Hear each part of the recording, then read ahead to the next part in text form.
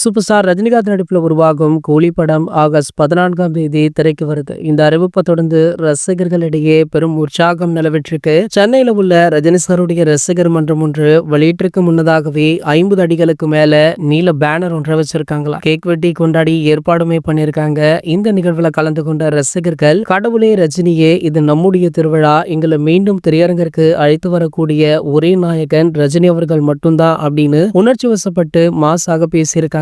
Jailer படத்தை தொடர்ந்து இயக்குனர் லோகேஷ் கனகராஜ் மற்றும் ரஜினிகாந்த் சார் கூட்டணியில் உருவாகும் கூலி படத்திற்காக நாடு முழுக்கவே பல ரசிகர்கள் வெயிட் பண்ணிட்டு இருக்காங்க. இசை, போஸ்டர், படத்துடைய அப்டேட்டுகள் அப்படின்னு தொடர்ந்து நிறைய விஷயங்கள் சோஷியல் மீடியாக்கள்ல வைரலுமே ஆகிட்டு இருக்கு. இந்த நிலையில் அண்மையில படத்துடைய ஆடியோ லான்ச்சுக்கான அறிவிப்பு ப்ரோமோ கூட வெளியாகி பட்டி தொட்டி எங்கும் பட்டையை கலப்புச்சு. படத்துடைய ரிலீஸிற்கு இன்னும் 2 வாரங்கள் இருக்கு.